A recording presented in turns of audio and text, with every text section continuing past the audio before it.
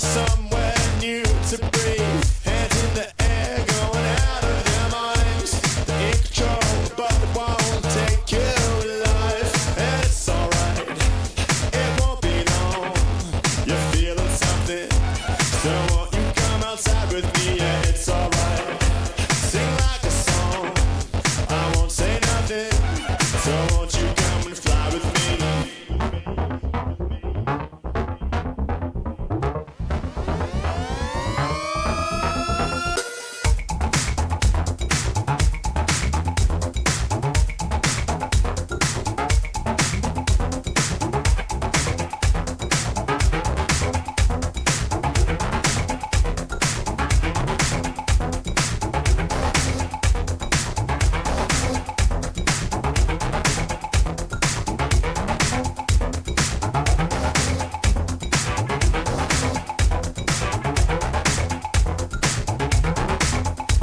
It's alright, it won't be long.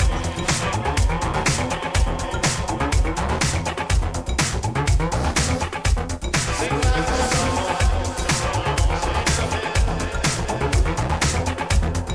go on,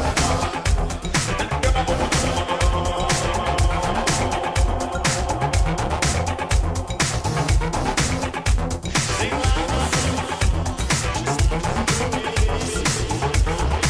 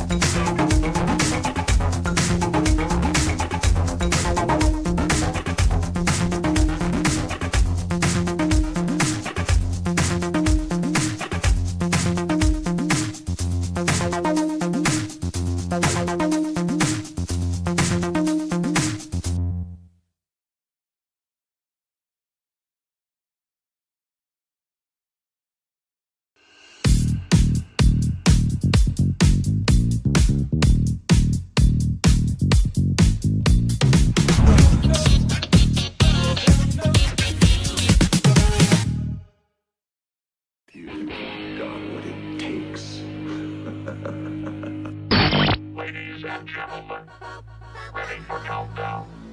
10, 9, 8, 7, 6, 5, 4, 3, 2, 1, ignition.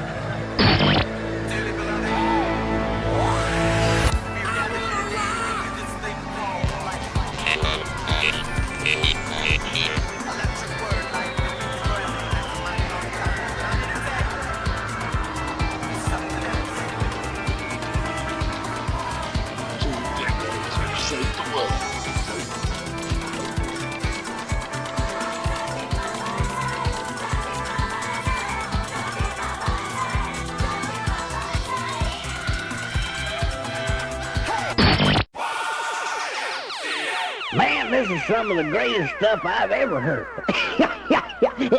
Ooh. These go to 11.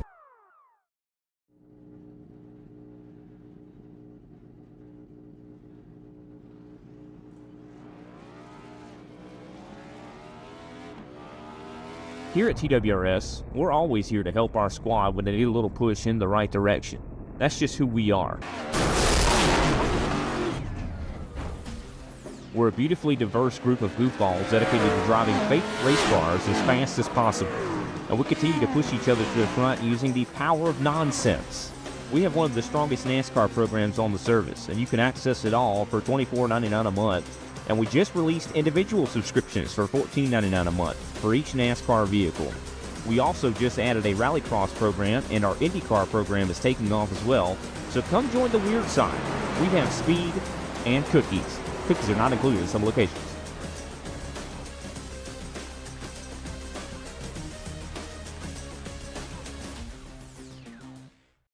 If you love the thrill of racing but hate the risks, then buckle up. Everything Simulated is here to merge adrenaline with absolute safety. In a world where technology meets adrenaline, Everything Simulated is revolutionizing driver training with state-of-the-art simulators. From truck training to the thrill of motorsports, our simulators offer the most realistic experiences across all automotive applications. Gone are the days of endless bookwork and basic drills. Now it's all about hands-on, pulse-pounding action that prepares you for the real deal. Whether you're maneuvering a heavy mining vehicle or racing a high-speed car, our simulators, equipped with cutting-edge technology from leaders like Simrigs and Track Racer, bring every nuance of the drive to life. And talk about making a mark. We're not just building simulators, we're fostering talent. From grassroots motorsports to professional series like the Aussie Outlaw GT3, sponsored by us, Everything Simulated is fueling dreams and careers. Ready to feel the excitement of the racetrack under your fingertips? Connect with us, and let's build your next simulator adventure together. Remember, we support those who support us. Join the Everything Simulated family, and let's race towards the future. Racing isn't easy, but experiencing it is. iRacing puts you in the driver's seat with the industry's leading sim racing game. Drive on laser scan replicas of the greatest racing circuits from around the world. Go head-to-head against other drivers chosen by skill-based matchmaking to ensure competitive racing at every level. Compete across all your favorite series. In officially licensed cars, engineered to deliver the most accurate driving experience possible.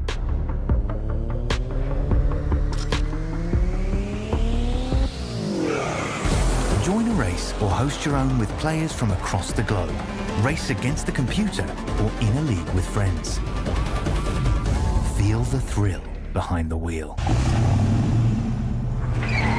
Visit iRacing.com.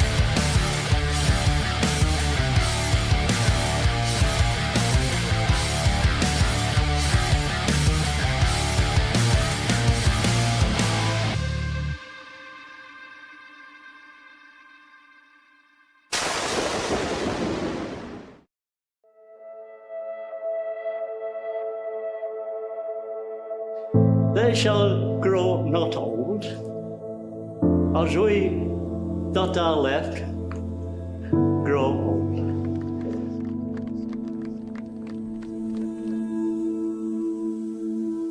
Age shall not weary them, nor the years condemn. At the going down of the sun, and in the morning, we will remember them.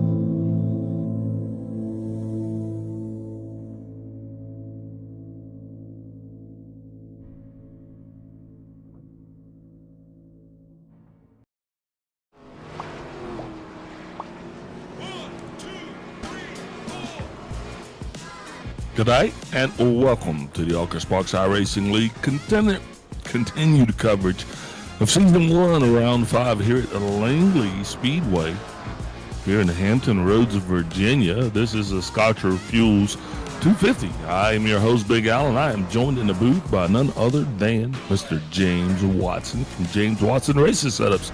James, how goes it this evening, good sir? Oh, it's going all right. Happy to be here, Big Al, and can't wait to see what type of show we're in for. This is going to be the most unique track we've been here all season long. Langley, very flat, very small, but not short on big action. Right, not short on big action indeed, and that's exactly what we hope to see here tonight as we get this thing kicked off. It's going to be a short track, it's going to be hot temperatures, it's going to be a hot track. And James, I don't know if there's a room out here for everybody. There isn't, but that's not going to stop them from making room for themselves. That's the thing about Langley. It's not a whole lot of room, not easy to pass, so we're going to see a lot of elbows out, just trying to clear a little bit of space for them. And yeah, that might cause problems for a lot of people up and down the field, so we might be in for one real interesting night. Yeah, definitely. That coupled with the fact that this track doesn't really like to be driven on. It's kind of like a bull that don't want to be ridden. And if anybody has ever spent any time in the Hampton Roads, Virginia area, you'll understand that one word sums up this entire place, that's traffic. And I think that's going to sum up the race tonight. I think drivers are going to find themselves in traffic. Let's hit the race facts here at the ARCA Sparks 131 tonight. The location of Langley, track length on this track is going to be 0.39 miles or 0.63 kilometers. Race length 250 laps. Pit speed is going to be 35 miles per hour or 56 kilos. Got 100% fuel. Got 4 sets of tires in the back on a fixed setup.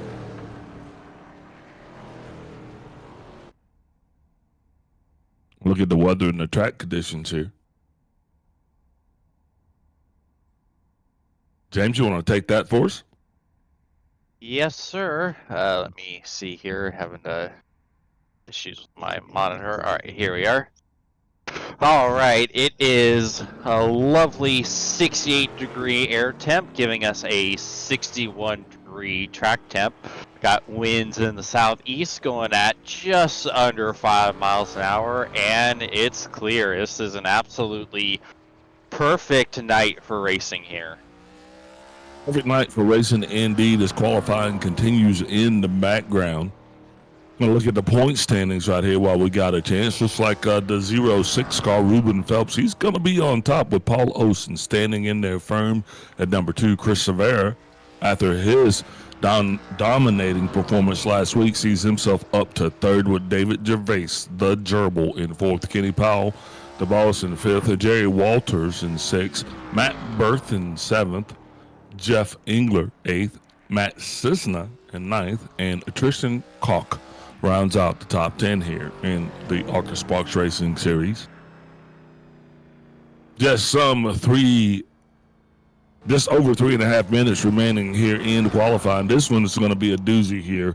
What are you expecting to see tonight from this spectacle, this fantastic, beautiful production that we're going to put on here? This is going to be a race, but this isn't, like you said, this isn't going to be a race like any other race. So why don't you tell the fans what kind of racing they can expect here tonight, James? Well, when you think of good old short track racing, this is kind of what you expect. As like I touched on earlier, there's not a whole lot of room to work with, and because of the way the track is shaped, you're kind of treating it like a circle. You're really not straightening up the wheel very long when you get off of the corners before you're already starting your turn in for the next corner. So because of that, it's really hard to get a run and try to make a move to the car in front of you. You don't have much opportunity to kind of get the nose in there and try to outbrake them.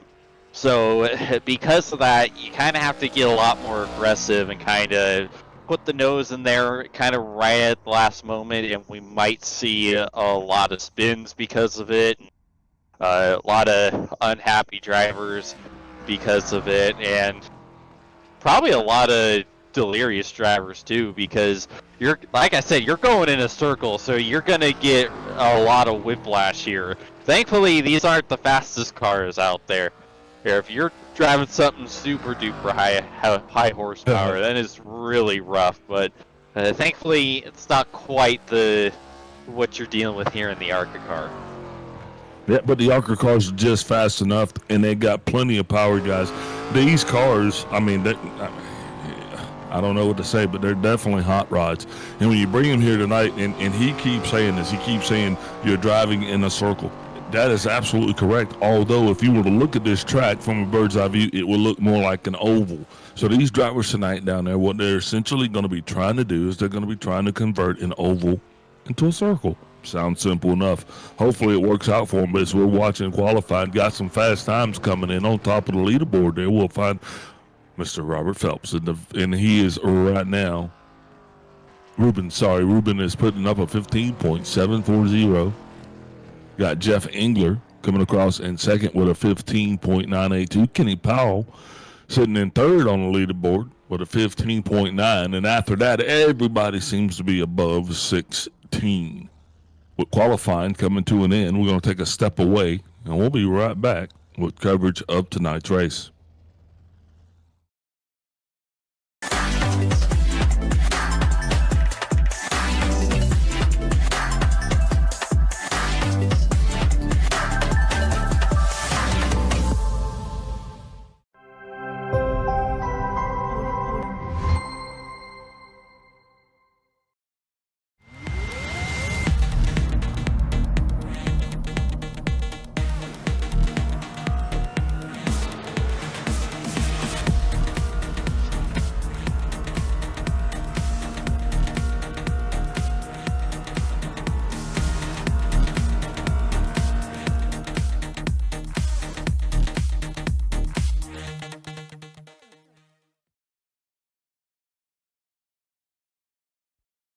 Racing isn't easy, but experiencing it is. iRacing puts you in the driver's seat with the industry's leading sim racing game. Drive on laser scan replicas of the greatest racing circuits from around the world. Go head to head against other drivers chosen by skill-based matchmaking to ensure competitive racing at every level. Compete across all your favorite series in officially licensed cars engineered to deliver the most accurate driving experience possible.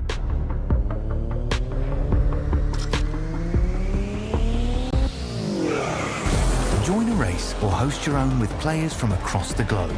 Race against the computer or in a league with friends. Feel the thrill behind the wheel.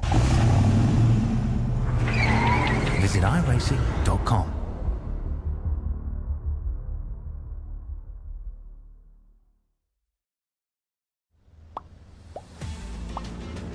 And we are back, and it looks like the grid is set for tonight's ARCA Sparks iRacing Series Scotcher Fuels 250. And sitting here on top of the leaderboard tonight on the pole is going to be Ruben Phelps in the 6 with Jeff Engler beside him in the 25. Row 2 is Kenny Powell with Greg Wachinski going to be beside him in row in 4th. 5th place shows Chaz Justice, while 6th place gives us Jerry Walters. Then in 7th, we're going to have none other than Devin Baker, and he has Tristan Hawk on his outside in 8th. 9th place shows Chris Severa with Paul Ocean in 10th. And on row 6, we got Matty Raymond in the 83, a lot lower down the order than I think we'd expect from him. And David Gerace in the 88. Got the 99 of Aston Hurley and the 4 of Matt Brith on row 7. I think that's going to do it. I think we got 14 cars here tonight, and it looks like we got just enough room for 14. It doesn't seem like this I think this is a pretty packed field, in my opinion. I know there's a lot of talent down there being squeezed between those walls in the infield and a whole lot of horsepower there sitting in front of those drivers. Yeah, you're not wrong about that, Big Al.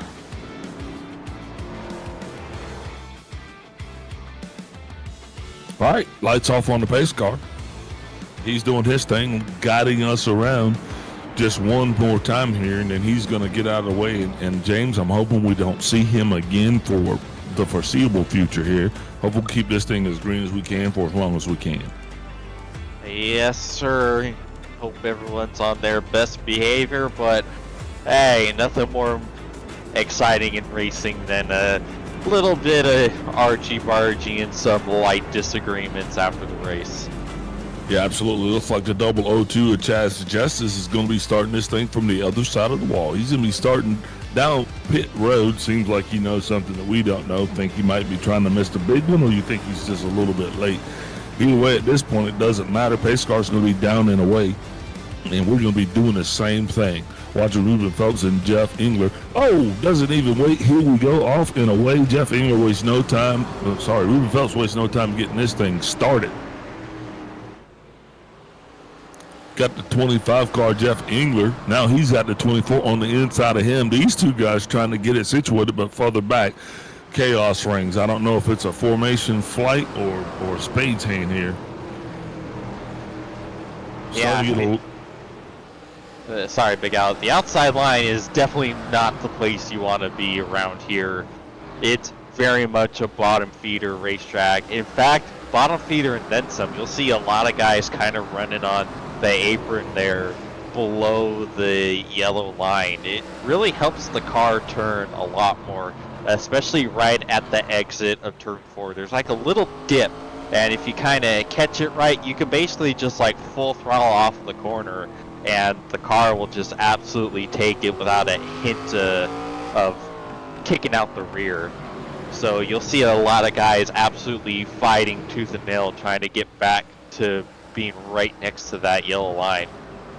You see Chris Severa making a... Around goes Kenny! He's going to get the brakes on it, stop that thing right on the dime. That's the best news for anybody involved, especially on a short track.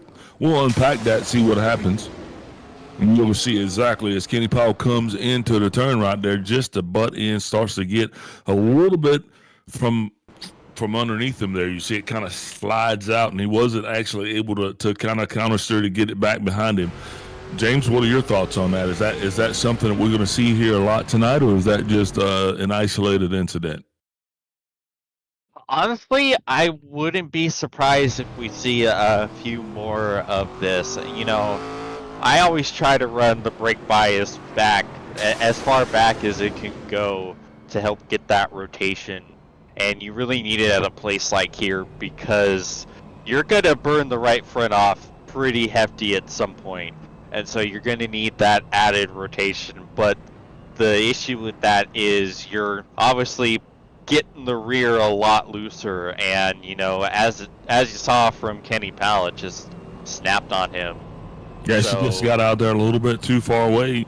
And we see that a lot. It just kind of snaps out. And, you know, I think that's going to be predominantly the types of incidents you're going to see here tonight. And if there's any contact, it'll be results of guys not actually being able to bring it down, rein it in, and get it stopped in time. But the good news for that one is, hey, no one got hurt. Yeah, it's not often you kind of loop up towards the field like that at Langley. And end up completely fine, but a great job of avoidance by everyone else, avoiding that Park 24 car. Yeah, exactly. And Kenny Powell actually able to get that thing pointed back in the right direction, and his night will continue as well as our coverage. Guys, super excited to be here tonight. Thank you guys all for joining in here with the ARCA Sparks Racing League. Dude, this league here hasn't been in existence long, and we're pitting drivers from all over the world against each other. And Ruben Phelps has been really dominating in this series. Last week, he actually, I think, probably had one of his worst weeks, as he did actually lose that race to Chris Rivera, but we are doubled up now. Lights off on the pace car. He's going to be down and away. Ruben Phelps is going to be getting us going again, and just like last time, it was no time getting going. Leaving a 25 car just out behind him. Chris Rivera has now worked his way up in the third spot. He's going to actually be second spot now. He'll be trying to reel in Ruben, trying to keep him to somewhat under control here. And I think, like you said earlier, everybody else is just going to be trying to get down low so they can kind of turn this oval into a circle. Yeah, and Foul. Caution. Had one more guy spin around. Sorry about that. Looks like that's going to be the 002 and the 550. These two drivers making a little bit of contact there. Peanut butter jelly time over in turns 3 and 4. They're going to be able to get them going back, pointing in the right direction. That would actually been coming out of turn 2. Sorry about that. But once again, no harm, no foul. Short track racing. Oh!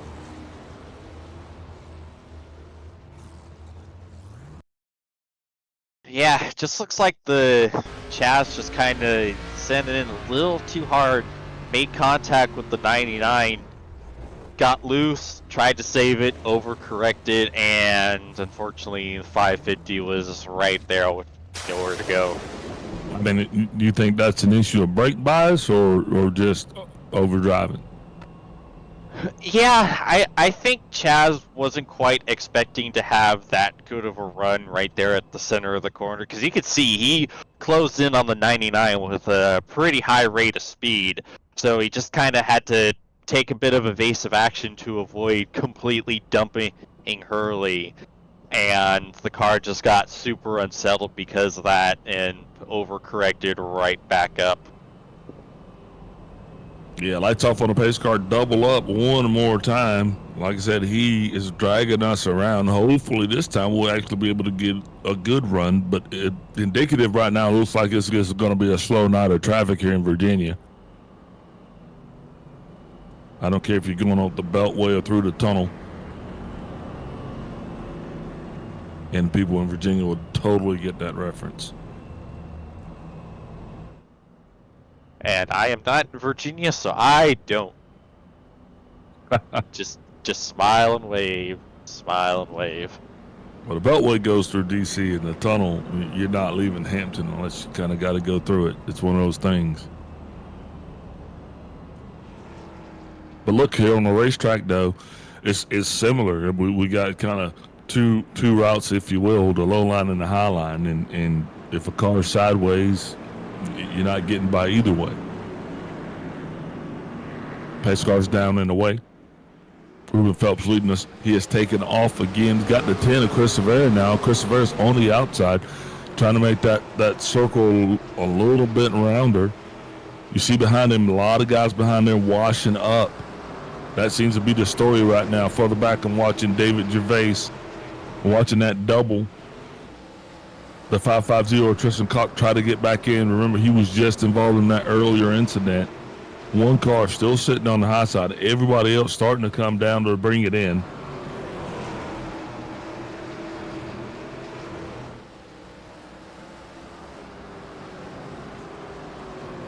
And that car right there is now going to be way deep on the inside, over the double yellow. He's going to be a little bit out of sorts, and that's going to cause a little bit of confusion behind him. That car's going to be the 64 car, and that's with Jerry Walters. Yeah, he turned into the corner, and it just kind of shot left on him. I wasn't Looks sure. Looks like that 002 car got booted again. Sorry. No, you're good. Yeah, so far, not a good start to the evening for Chaz Justice. If you're watching this replay right here, the 002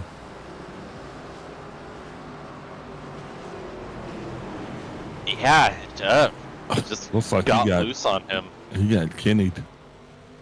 I don't think Kenny got there. I think he was starting to get loose before Pal got there. And speaking of Kenny, he made a nice little knock on the wall, like right before that incident off the floor.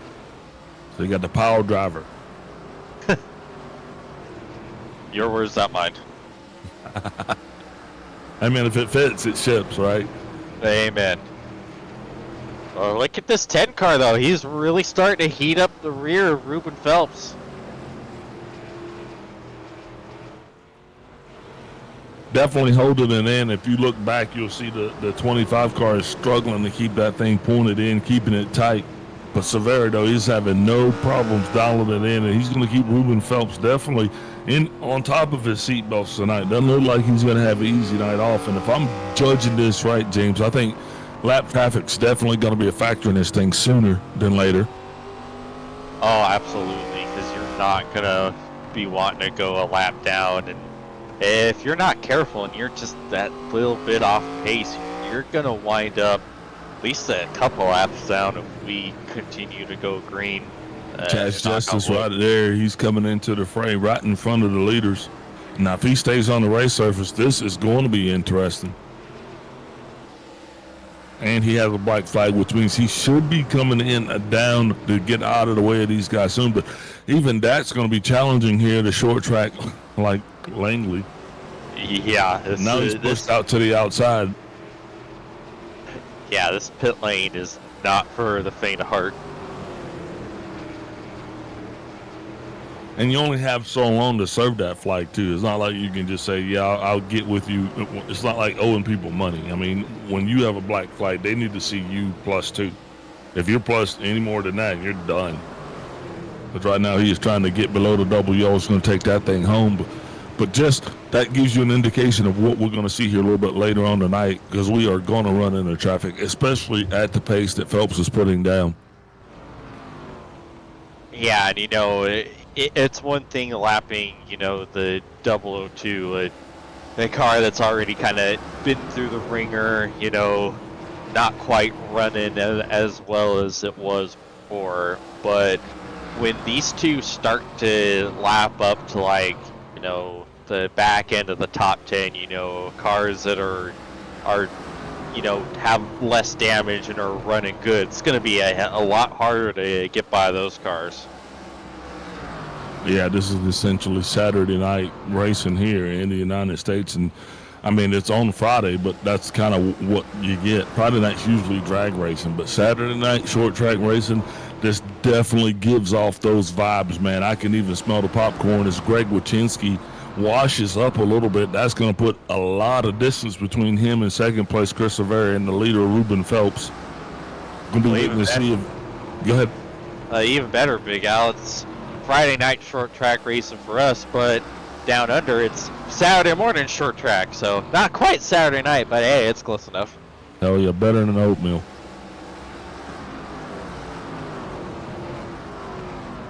Greg Wachinski actually able to get that thing pointed in the right direction off and away as the 002 car comes off pit road. Pit road looks like he is done serving his penalty, but caution is out.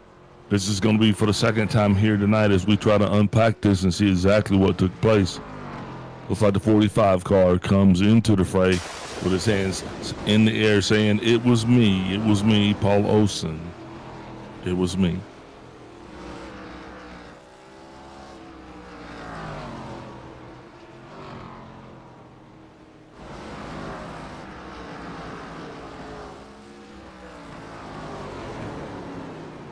And there, right there, you see a little bit more what we saw earlier.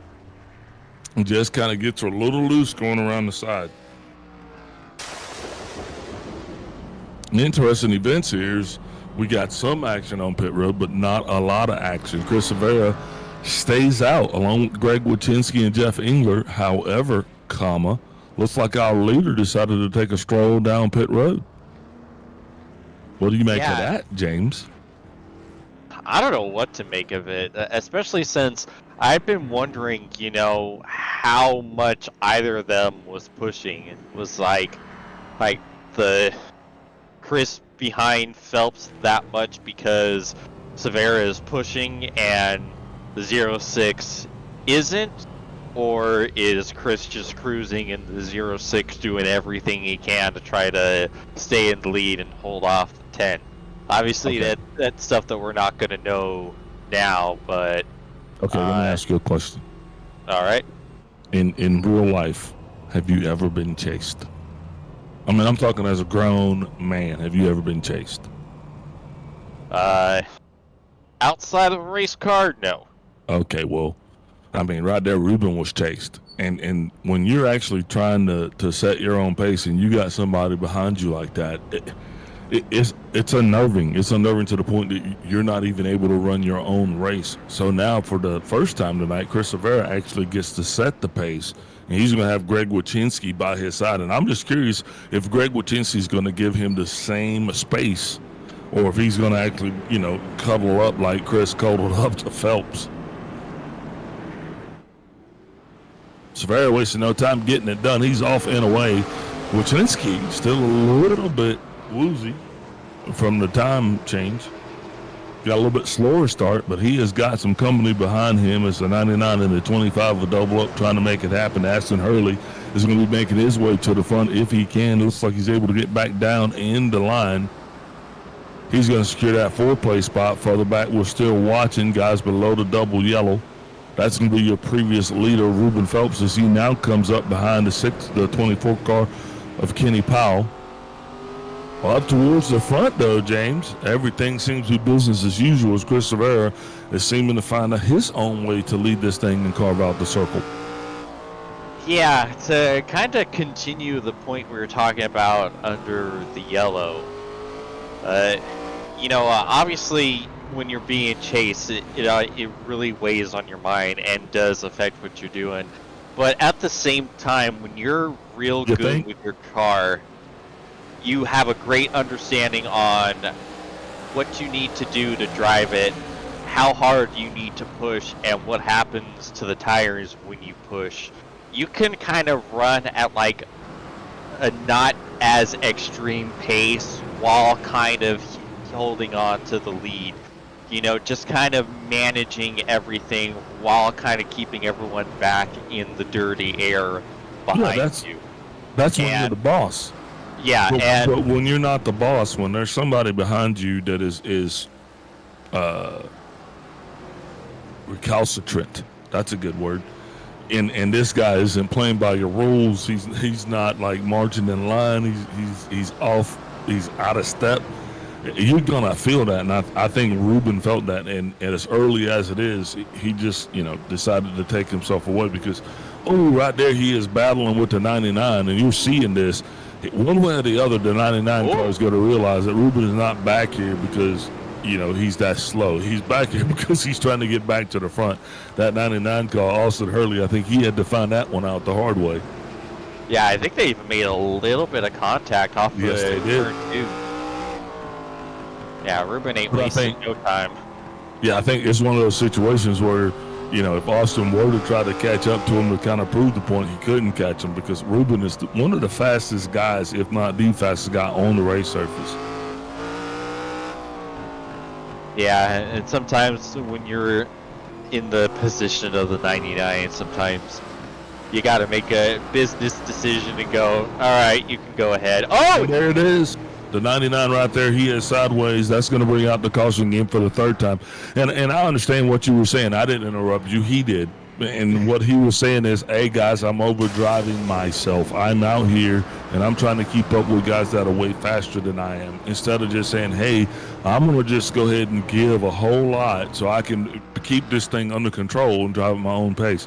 I don't care. I get paid to talk. That's what I'm doing right now, James. Yeah, and in fact, I noticed as I was flapping my gums, like right before he spins into turn 1, he actually gets the wall coming off of 4. Yeah, it's just one of those situations where he was really being pushed hard. And just got through with that swabble with the 6 car, Ruben Phelps, and then he had, the next car behind him. So totally understand. It's totally understandable. This time, pit road, a lot more action going down. A lot more front runners come down that time. Oh, man, these two guys know each other. Do better, guys. Do better.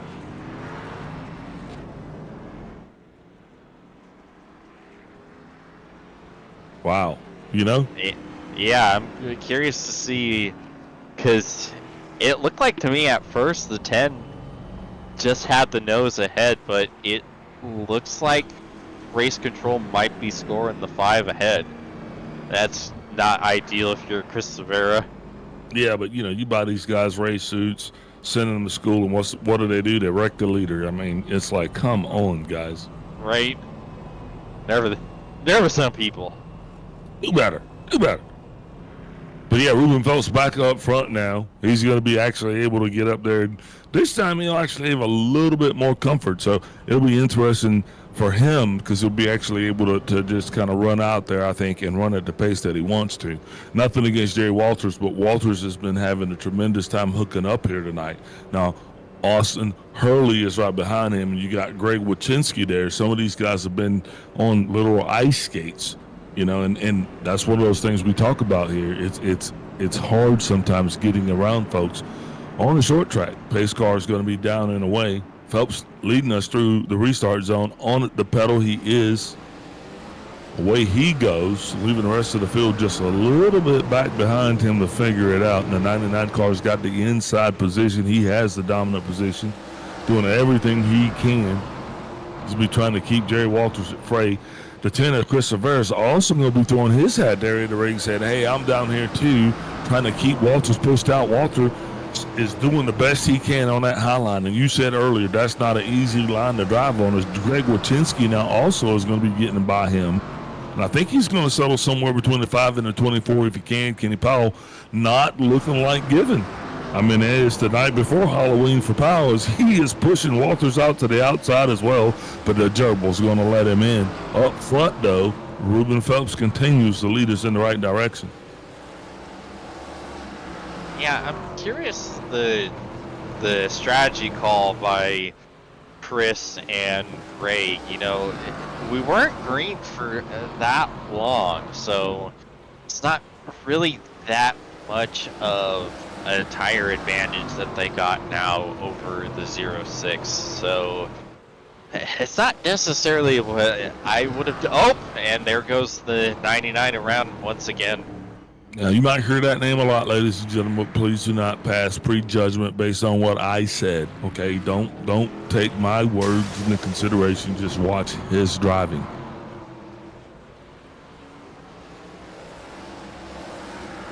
In this situation, we're watching this, and we're going to see if he had any help. Chris Severa's right there on the inside. Severa might have just given the bumper. And the reason why I wanted to say that is because, you know, sometimes when a driver is slower than the guys behind him, they're patient and they'll wait. But in this one situation, I don't know. Severa, either the 99 got out of line, got loose, or Severa was just kind of saying, "Hey, man, I'm not going to do this." What do you think, James? Am I being too analytical? I feel like honestly, I just call that a racing deal because you see the 99 kind of slip up a little bit, and he tries to cut back down as the 10 is really rolling the center of the corner and able to get on the gas a little sooner because of the fresher tires, and they just kind of met at the same time, and round goes the 99. I really just wagered, just say, it's just short track racing. I mean, and that indeed it is. Not all these tracks are easy. I mean,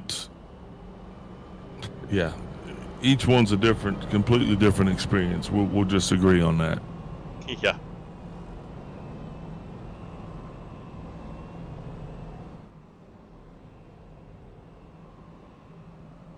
But anyway, we'll double back up. Lights off on the pace car, getting ready to take this thing back to work again, 1 to green. These guys came here to race, not to pace. So hopefully at this time of night, everybody's going to be kind of getting in rhythm. The guys overseas are waking up. The guys in the States are kind of waking up too a little bit. Yeah, getting that second wind going, guys. Come on, breathe in. Wiggle your toes, wiggle your hands back on the steering wheel, and prepare to press the loud pedal. We're off and away. Ruben Phelps wasting no time again getting it going. Watching Jerry Walters slip way down to the inside that time, kind of on the start, and that causes big problems in the back. Got another car that's going to spin around. That's going to bring the caution out yet again. That's going to be for the 6th time tonight. Really watching the car that slipped around. I don't know what exactly happened. You can unpack this for us, James. Oh dear. Oops.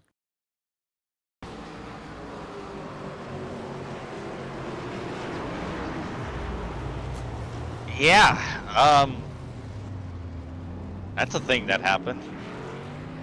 So it looked to me that, you know, with all the chaos that was kind of happening up on the start, the 83 had an opportunity to kind of shoot it through the middle 3 wide, but thought better of it, because that's an aggressive move to make this early, and obviously we know the 83 is a good head on his shoulders, and like, I'm not going to do that this early.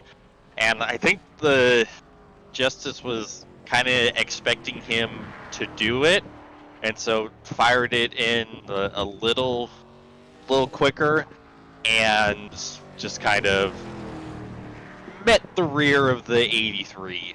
Okay, so for the sake of conversation, is it ever a good time to bring it 3 wide at Langley? I'm just asking. Lap 65, like, notwithstanding, but is it ever really truly a good time to bring it 3 wide at Langley? You be the judge. Let us know in the chats. No, but that doesn't stop people, and sometimes it can work. You know, I've seen it. Okay, you're talking about my cousin now. Like, sometimes it can work. I mean, no, it's not what's prescribed. No, but I mean, you see all kinds of dumb moves. Sometimes they work, most of the times they don't. But you know, even the craziest pass can work sometimes. It's just you don't want to do it because the percentage of it working out isn't high. Ruben Phelps presses the loud pedal. He's off on the way. Chris Silver going to be right there on the inside coming down. He's got Greg Wachinski, Kenny Powell behind David Gervais. And then right there we got to have, I believe that's going to be the 64 Jay Walters. And we're sideways again. So Paul Olsen involved in this one. Also going to have the 12 with Devin Baker. I mean, it's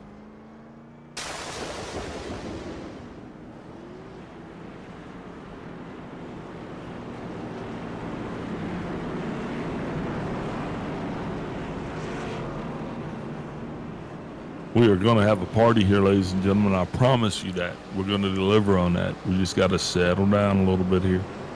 Yep.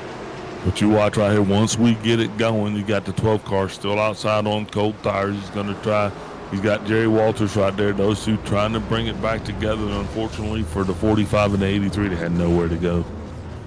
You know, just kind of, and that's one thing we were talking about earlier. Is just getting caught up in it.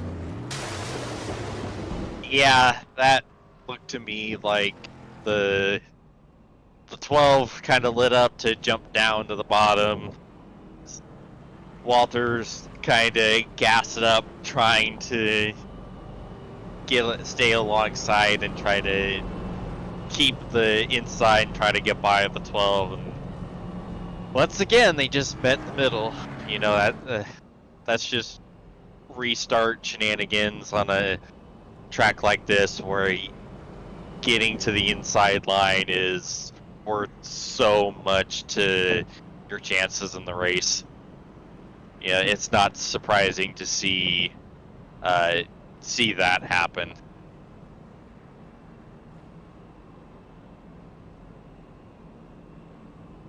Yeah, indeed. Here now, lights off on the pace car. We doubled up again. Same scenario as before, yo. We got Ruben Phelps on the inside with Chris Silver on the outside. This time, I want to see if Chris Silver can actually kind of, I don't know. I want to see it more of a drag race because Ruben Phelps has been getting some phenomenal launches here, man, thus far in this series. And I'm one of these guys where I love that restart. That's that one time, you know, where it's really truly a drag race. So let's see what happens. Phelps off again. Severa right there that time got a far better launch as he is able to truly dive down to the inside. Wasting no time to kind of get this one back single file. James, what are your thoughts here as you take us through this green flag race right here? Oh, it's over as the 99 gets into the back of the 88 of David Gervais. Caution is going to come out. He was actually able to get that thing kind of straightened out and point it the right direction. Get it back underway, if you will. But we are back under caution instead. Yeah, and I think someone lost their bumper. Couldn't quite tell who it was. I just saw it. Oh, it's Jerry Walters, who is missing his face.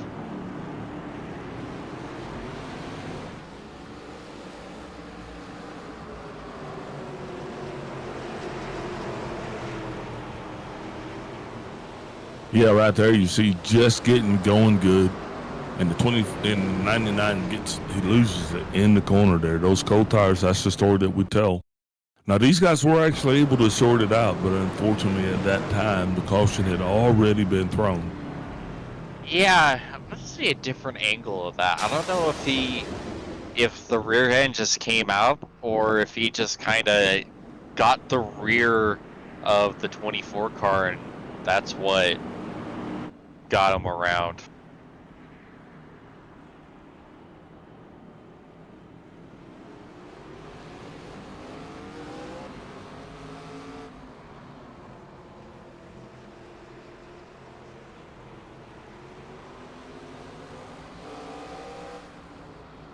Oh, yep, he, sure enough, made a little bit of contact, and that's what upset the car. And that was the 88, that was the car in front of him, not the 24, my apologies. Although I'm technically correct since it's an Exalta scheme, just with a different number.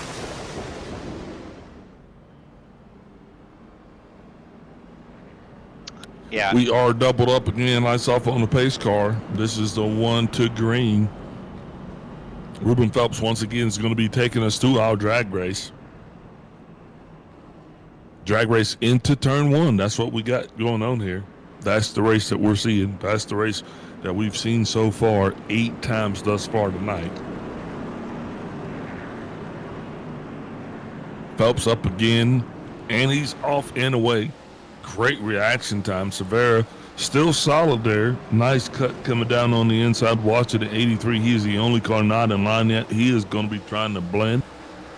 All cars seem to be blended now. Maybe this will be one of those times where we can try to work on that long extended green flag run.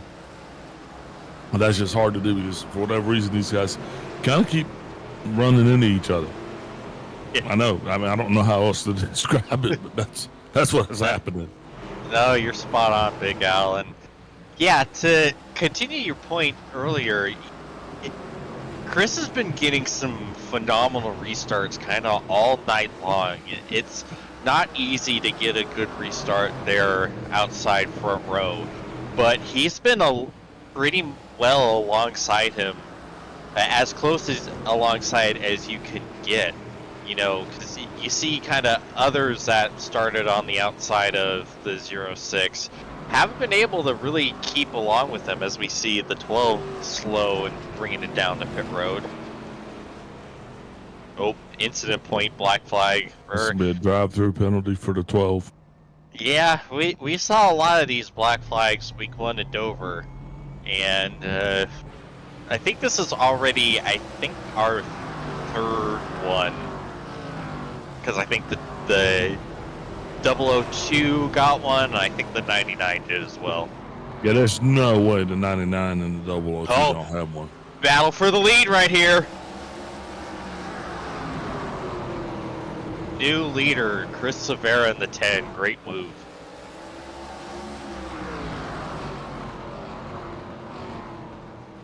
I don't know, James. So this is one of those questions. What's your spot? Do you want to be the chaser, or would you like to be the pacer?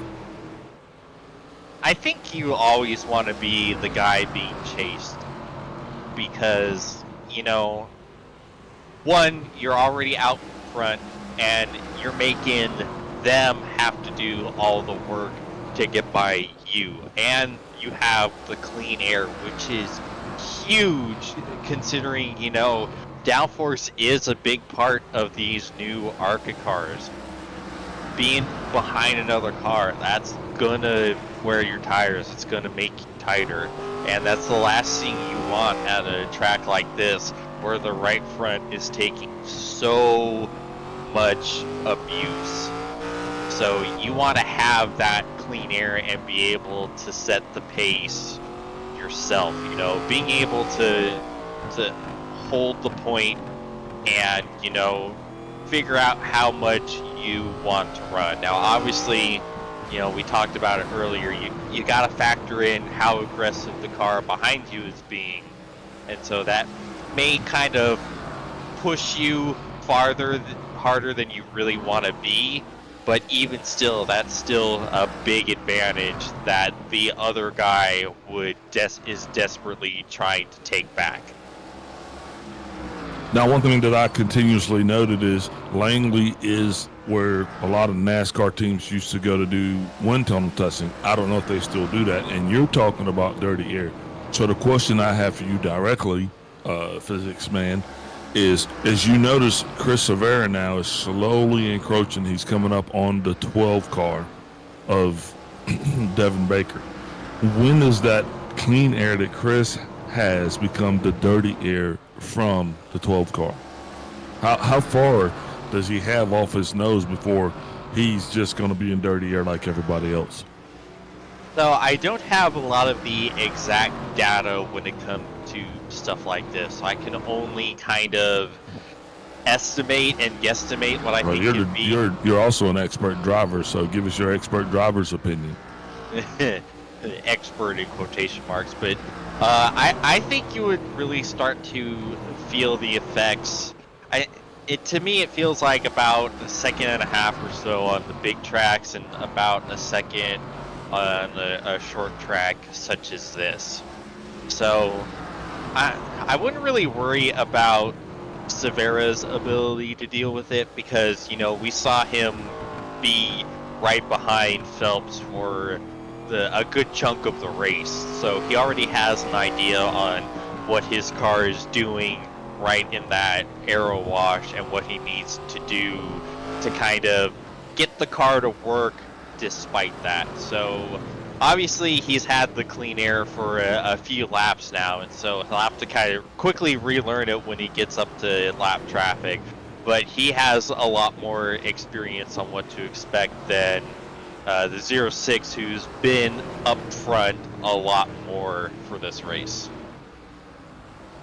Yeah, these two guys definitely stacked up competitively, almost one for one. I mean, two good drivers. This is the battle, I think, that most of our fans have actually been waiting to see. And if fans you didn't know, I'll tell you, this is the battle that you've been waiting to see. Chris Vera and Ruben Phelps, these two guys are definitely the consummate professionals in their league. But contact between the 45 of Paul Olsen and 002. Right from the leaders. That's going to send a 002 around again.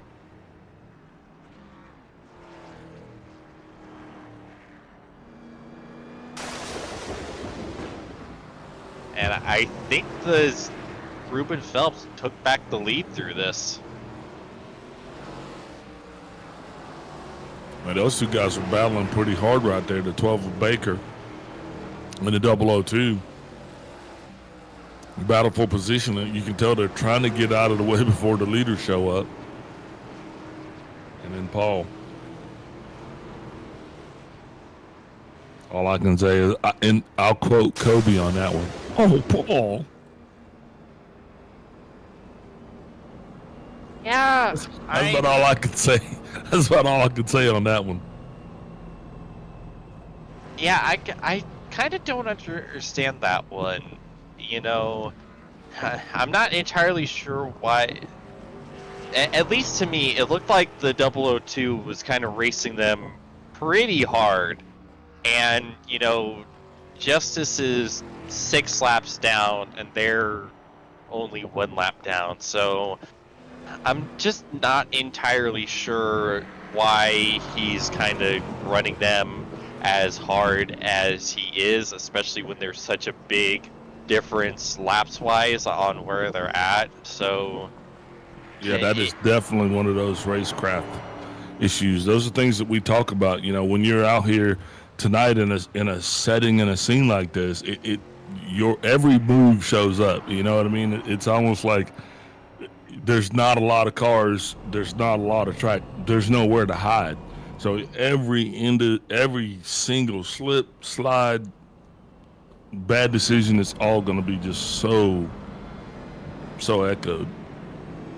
yeah, and it's like if the roles are reversed, you know, you always would wish the car that's, you know, not on the same race as you, you know, multiple laps down, you would want them to, you know, it's like, all right, you go on ahead. There's no real reason for me to fight, you know. So that's why when I'm always in that scenario, I always just get out the way. There's no reason for me to kind of, oh, we're already going back green. My apologies.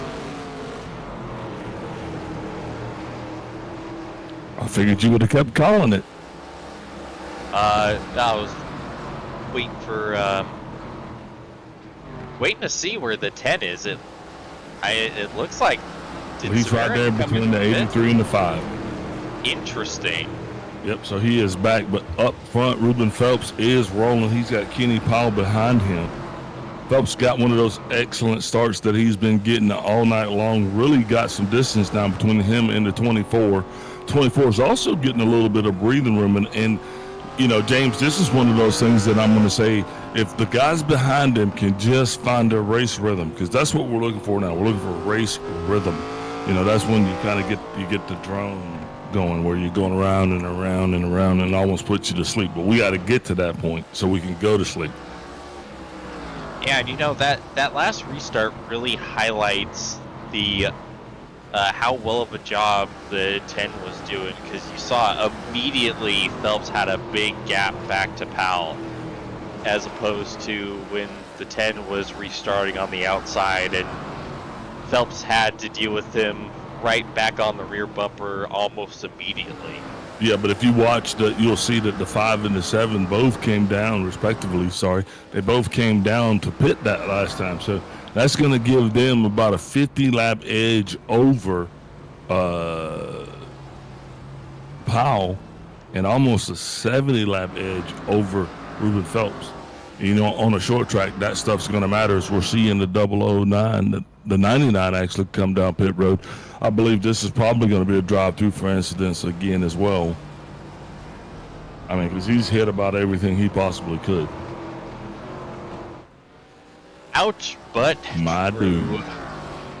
No, man, I love it. I mean, hey, keep going, Austin.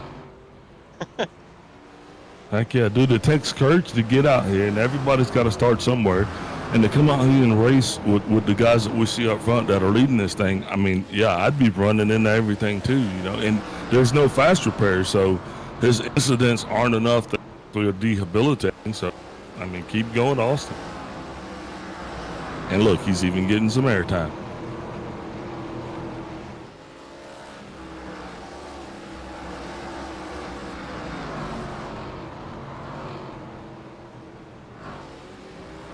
Ruben Phelps continues to extend his lead now, as like you stated earlier, he has got that Severa off his back, and man, what a difference it's made for him. Yeah, that is a huge amount of breathing. Oh, a little contact there between the 002 and David Gervais in 88. Sorry, green flag stays out.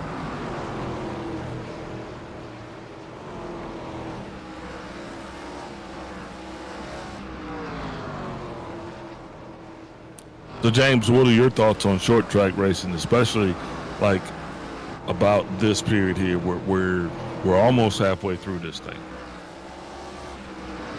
Short track racing is my favorite. Anyone who knows me that has spent any time around me and raced against me knows I only really enjoy short tracks.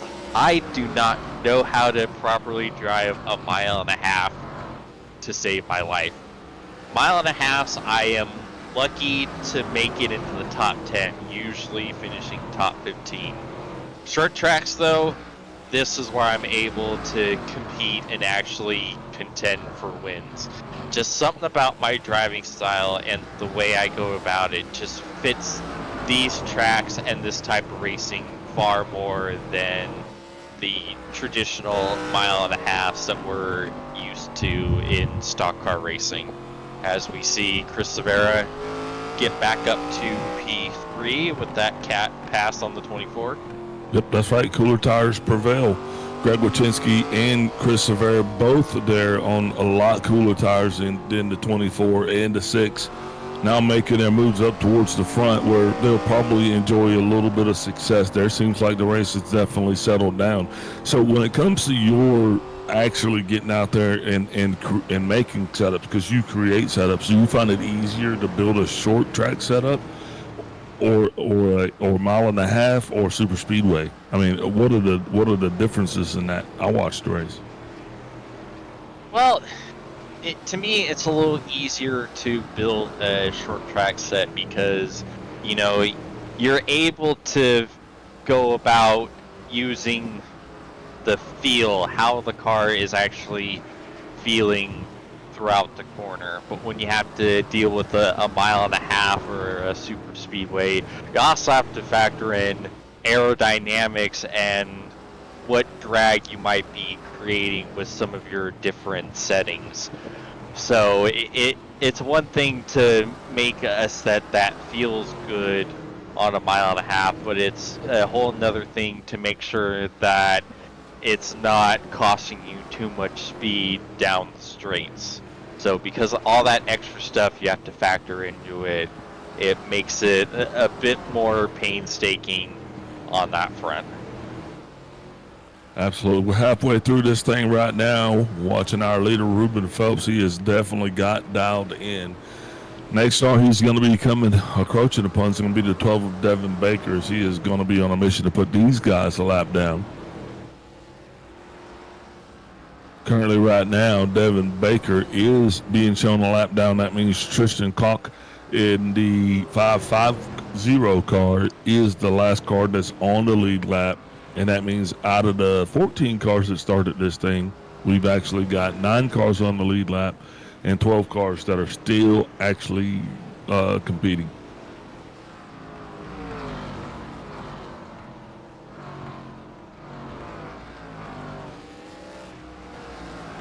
So what got you into setups? You know, out of necessity, really, you know, when you're really trying to be the best that you can on this service and you're running things that are open setup, you have to be able to run something that fits your driving style. Oof, that's a bit of a hairy moment for the race leader, as the 10 is already back on that rear bumper.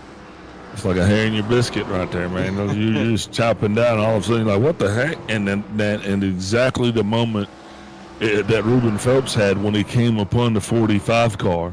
I believe that car is actually seems slowing way down. I don't know what's actually going on with that. Actually, that's the 12 car, Devin Baker.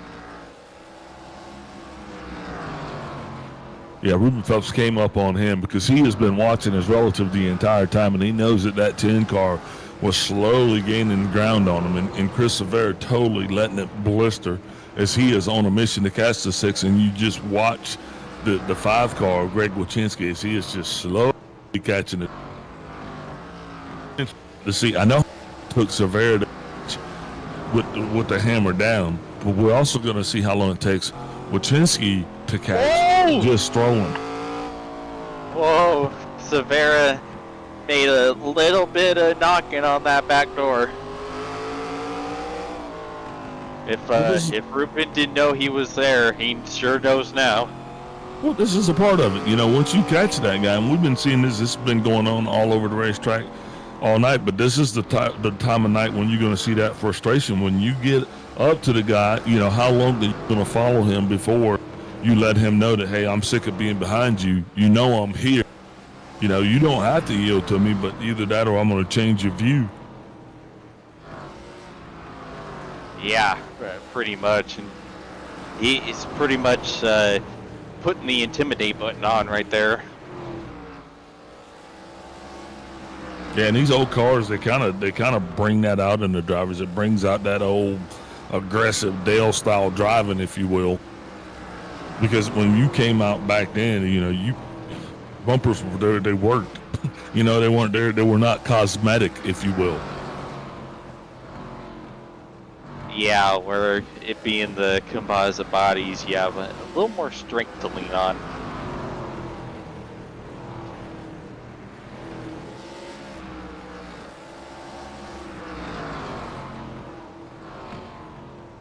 Yep, rolling and rolling, and right now the 10 car still right behind the 6 of Phelps.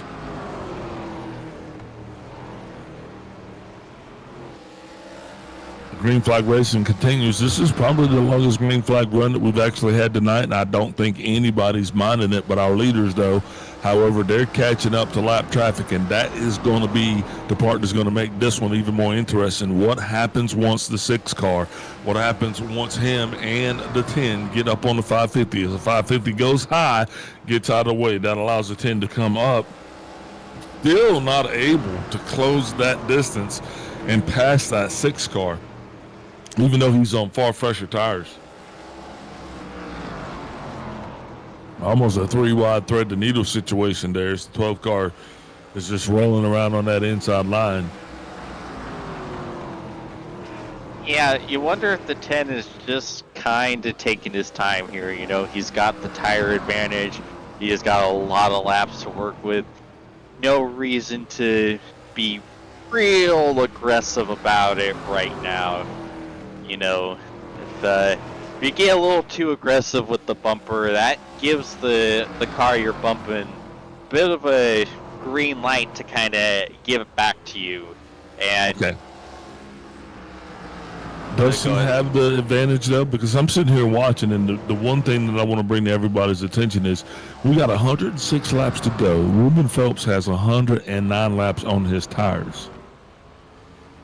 So if you think about that, he could possibly, well, he's definitely going to one-stop this thing from this point on. And Severa right now having 45 laps on. The question is, will he actually be able to run this thing all the way to the end without stopping? That's the delta that we're waiting on right now. yeah, Come down to pit stops. yeah, that's a good point. It's hard to say on what the fuel mileage is going to be, and if we even need to make any final stops here for this race. Oh man, look at that. Well, I mean, that's thrown out the whole argument about tires because, you know, Severa was actually able to catch Phelps with no problems, but since he has caught him, now there's that bumper. That's what we were talking about. That's when you bend back there and you let that guy know, hey, I've been back here. I'm not planning on being back here. You get out of the way. Yeah. You used to call that the chrome horn. Knocking on heaven's door. Yeah, letting them know, man. And Severa definitely able to carve those lines because his tires are far fresher. So you definitely can tell that there is a benefit to having fresh tires. But Greg Wachinski still yet to be able to close the distance on these two guys in front of him. And I don't know if that's just because Greg's laying low or these two guys are just that fast. I think it has something to do with the latter. Watching everybody behind him, remember, this once again is the longest green flag stint that we've had. So drivers are back there and they're having to deal with their own issues, and that's awesome because it just goes to show that everybody that's out there can actually navigate around this track now. Greg still has a pretty good bit of pace himself. I just saw the last laps, and he was the only one in the 15s, you know, with the Ted kind of being slowed up behind the 06 on those older tires. You know, the more they keep battling like this, the closer the 5 is going to be into this battle.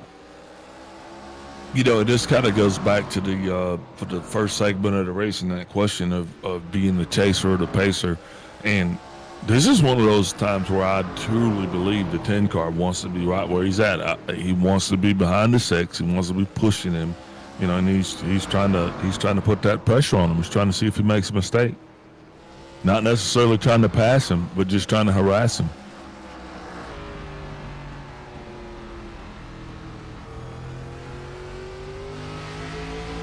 This is fun. This is exactly what you love to see from short track racing. Yeah, especially if we're riding on board with Chris Severa's giving you. Yeah, look at it.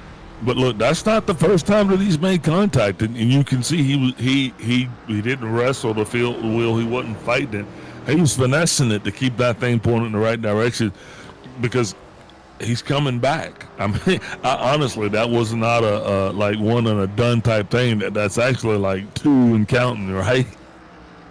Yeah, the 06 kind of didn't get that great of an exit, and so Severa had a great run, and he tried to send it, and Phelps just shut the door on him, and that's what caused that big moment for the 10 having to save that. You could, as lead car, you can only get away with that a couple times before trying to do that ends with you facing the wrong direction. Still pretty clean. I've seen, cutoffs like those, chopping the nose off, be a lot dirtier. That was still pretty clean. Severa wasn't quite there yet, but it was definitely a bit of a gut check moment for Severa. Yeah, gut check indeed. And Severa's going to continue doing exactly what he's doing. He's going to be right there, keeping it interesting, keeping it sassy, keeping the nose of that 10 dialed into the 6. And the best thing about it is this is the second week in a row that we've got to see this type of action on the racetrack. Last week, not a short track. Last week was a 1.5 miles. This week, you've seen it at a short track. So we're mixing it up, flipping it up. And it's still super exciting as the 83 gets by the 45. Paul Olsen's struggling a little bit here tonight. Definitely can tell this track is probably not going to go down as one of his favorites. Yeah. Oh, there we go. And there's the pass for the lead. Chris Severa back to the point. And there's the pass for the lead, ladies and gentlemen. Lap 164, 250, 86 laps to go. Chris Severa makes his pass for the lead, and we'll be watching this one to see, because we know that he should have enough of everything to get to the end of this thing. How much degradation and fall off, though, is the question. Is the 6 going to start to fail? The 6 out there 130 laps on his stint now, and if you look right behind him, you got that 5 car. He's slowly bringing it up. They're going to have one car in between them.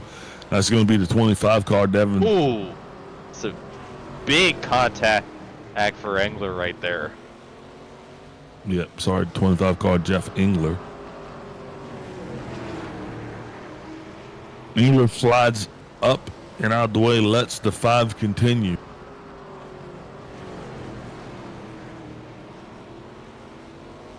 Is Engler a lap down? Or is he just sliding back? I believe he's just been lapped. Again, so he's been lapped twice now. Yep, he's a lap down, and they're on their way to get him the second time. Got it. So that means right now we're all the way up to 6 cars on the lead lap. So if you're watching, you'll see Kenny Powell, and he'll be right there behind the 83 car. If we could zoom in on him, that right there is where your break is. So the distance between him and the leader, that's the lead lap cars.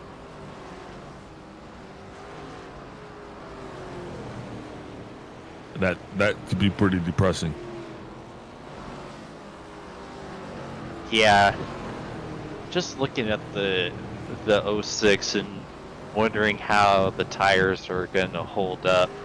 That's a big slide by race leader right there. Got real wiggly on him entering turn 1. Yeah, and I think do you believe that is actually as a result of his brake bias? Possibly.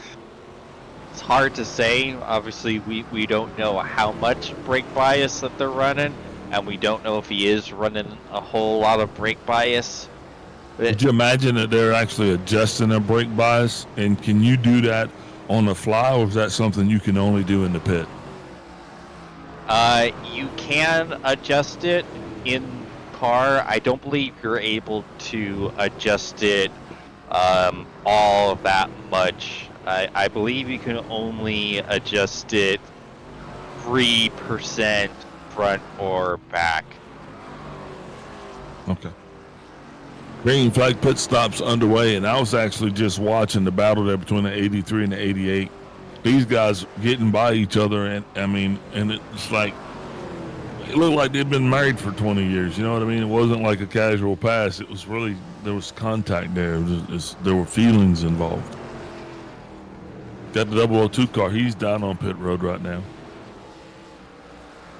Oh. Yeah, it's some aggressive racing between the 83 and the 88. Yeah, these guys are definitely racing like they've got issues. I think it's an issue that the 83 is trying to catch the 88. Yeah, and you see Gervais is running a pretty shallow entry into the corner, and that's what makes it real tough to pass here at Langley, because, you know, we talked about it, you're basically driving it like a circle, and because of that you can kind of cheat a little bit and cut down early. It's not the fastest way, but it's absolutely huge for defensive driving, you know, keeping that car behind you, because you're basically forcing the car behind to weigh their options on how much of a send they want to make and are capable of making. So obviously you run the risk of if you make it to where the only way they could pass you is if they absolutely flat out dump your stuff, you gotta be prepared that they just may end up dumping your stuff. Does it seem like the 83 is trying to rake the 88 to you? He's by him now, but I mean, it just seemed like he was on a death wish. And the 10, they kind of punched. No, the 83 kind of punched the. No, that was the 10 that punched the 88 a little bit. So David just kind of burned his stuff up there just a little bit now, and he has already lost considerable amount of spots. And those were spots that mattered there, or relinquishing that position to the 83 of Matty Raymond. Now Gervais starts to slip back a little bit. He's going to have to figure that out, because he is the cut line right now.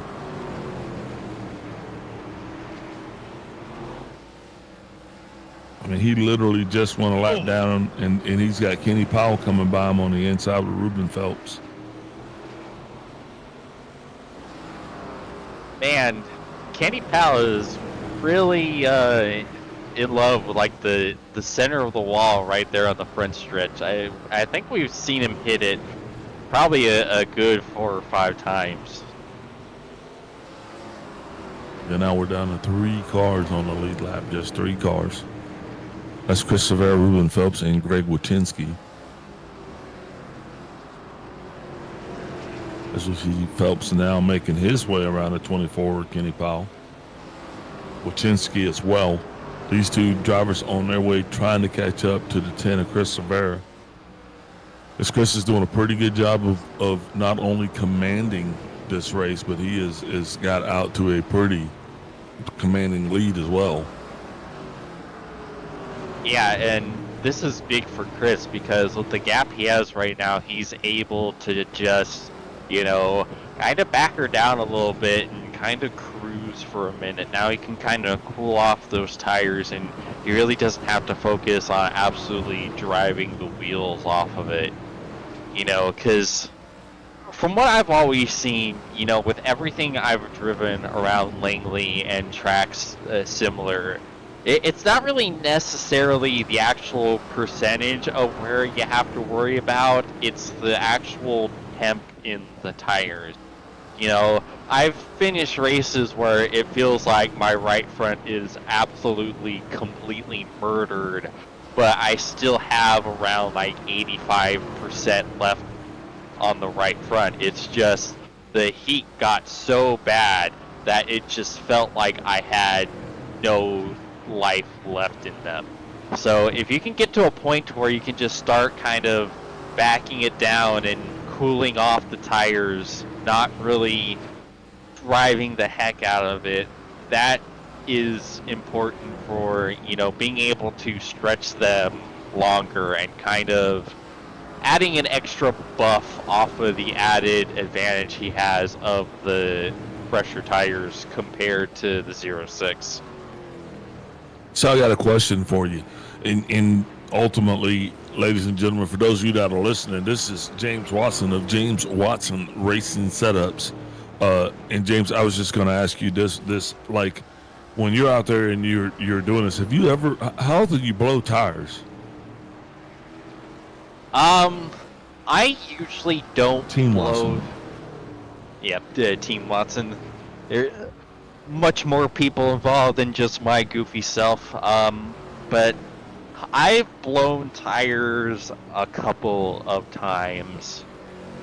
Mostly on, you know, like mile and a halves. You know, that's where the actual percentage really kind of gets eaten up. I have blown tires before at short tracks. I think the most recent I've experienced it is Bristol. So it's not impossible, but with the skill level displayed on from the guys in this series, I can't imagine we'll see many meatballs this time. I know we saw a lot of blown tires in Dover in week 1, but I can't anticipate we'll see that much tonight. Yeah, I was just wondering when you're out there building setups, you know, because you're literally you're starting from a base setup, I assume. You know, just how, if you ever run into a situation where you blow a tire. It is pretty much impossible to blow a tire on the Silver Crown because it's actually on the old tire model. Oh, would you look at that, race leader in? Well, that answers the question. Yep, that definitely answers the question. He's in with 50 laps to go, so we're going to be watching to see. Ruben Phelps now is your new race leader. So this is going to be strictly a battle of Chris Severa on and off of pit road. How fast can he make it in? How fast does he make it out? He's out? He is at the DMV. Chris Severa getting his license renewed at the DMV. Has relinquished his lead for tonight. Yep, unfortunately, he has a prior engagement, and it is the same prior engagement I have as well, so I will take my leave of the booth. What? Well, Yep. All right, then I bid you adieu. I will see you all next week. Ladies and gentlemen, Mr. James Watson.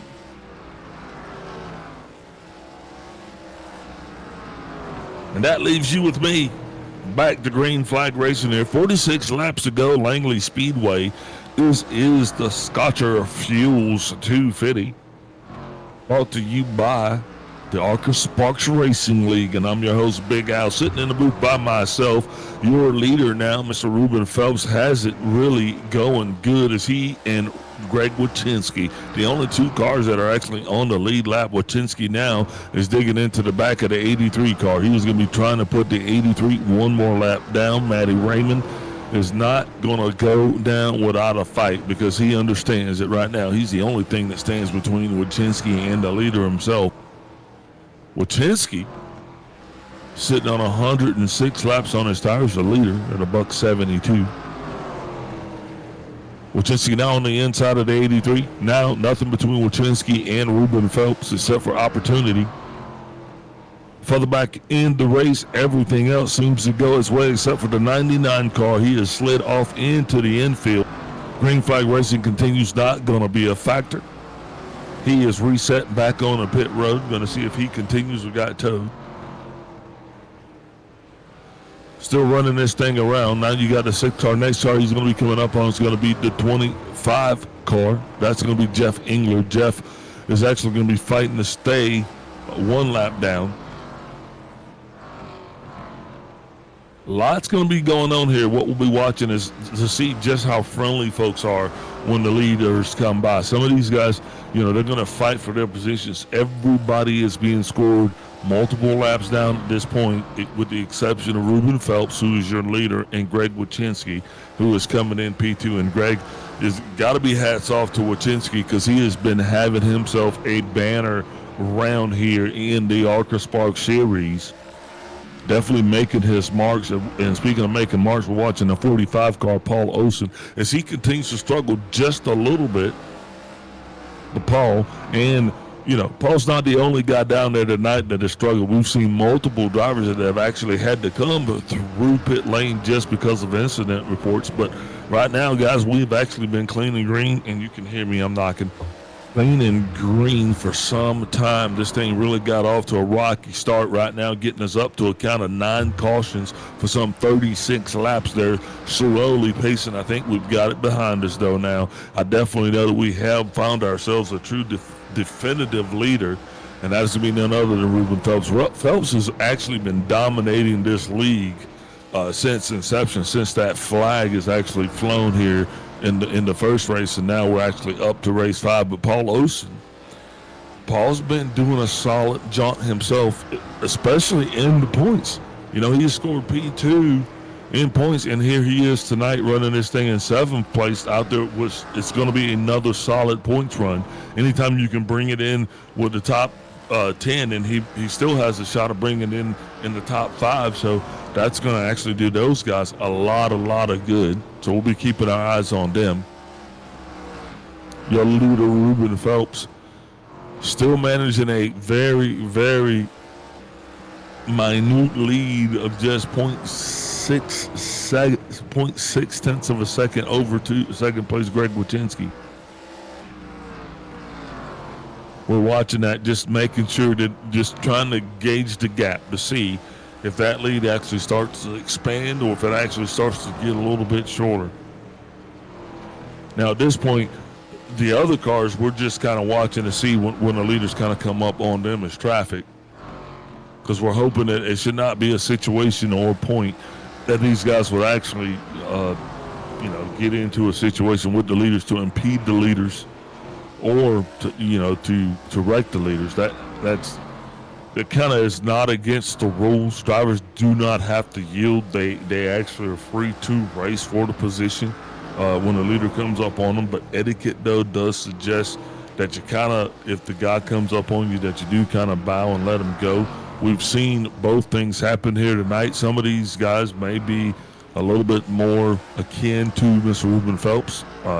Some of these guys may be akin to Greg Wachinski. We just hope that all of the drivers are good sportsmen and they don't impede on that battle that is currently going on for first place, because now, ladies and gentlemen, the 5 car is directly up onto the 06 of Ruben Phelps.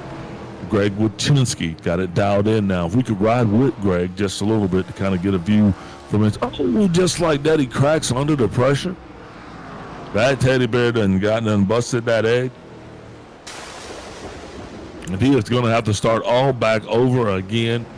Coming right there, you'll see him coming up onto the back of the 6 car as he's right there. Just gets a little bit away from him, but hey, way to respond, Greg, keeping it pointed in the right direction. Not going to be too bad off, but that lead did, however, go back up to about 1 second. So Greg gave himself quite a little bit of a deficit to recover, but it'll keep him awake.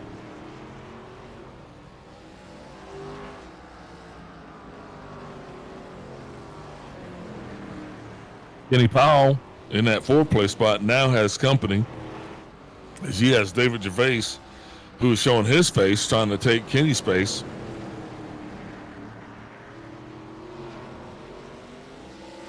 Still got the 550 car of Tristan Koch on the racetrack. He has scored in 8th place. Christian scored some 4 laps down. He's had a pretty eventful race himself tonight. But kudos to that team for actually still out there getting it rolling.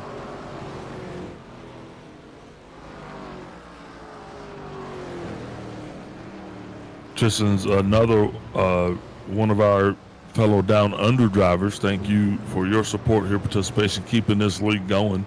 If it weren't for guys like the 550 team, you know, and sponsors like Scorcher Fuels and Everything Simulated, man, I wouldn't be talking to you guys here tonight. So every bit helps. Like, subscribe, follow, ring the bell, do whatever you can, help us keep the lights on. Kenny Powell still doing everything he can to keep David Gervais behind him. That's probably one of the closest battles that we have on the racetrack right now.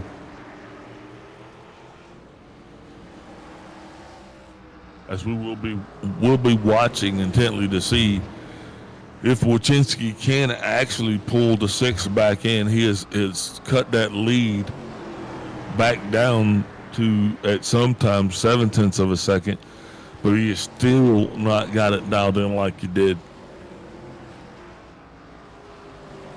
With 18 laps to go right now, we're just going to be watching, hoping that this thing will stay green. Watching the 88 car, David Gervais is coming slowly dialing up onto the back of the 24, just not having enough to kind of get that pass done. But I guarantee you he is going to be continuing that quest late into the night, but this is where it's going to get even more interesting, because if you're watching the battle between the 24 and the 88, that battle that I've been calling here for what is 4th place on the racetrack, slowly in your frame you'll see here comes Ruben Phelps, and he's got the 5 car of Greg Wojcinski behind him. So essentially what you're going to see is there's a lap car in between 3rd and 4th, or 4th and 5th, that's in between 1st and 2nd. So no matter what, this is Wojcinski's best shot right now of actually reeling that 6 car back in. As you'll see the 005 or the 550 go high.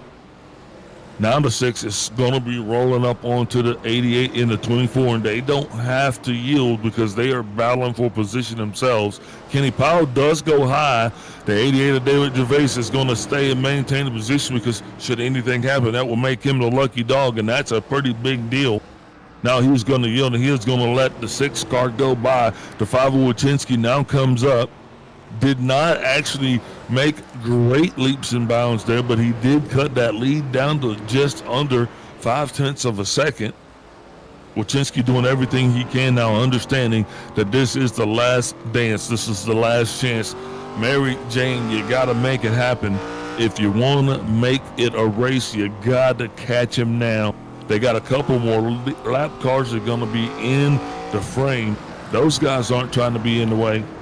They're going to be getting out of the way. As you see the 002 go high.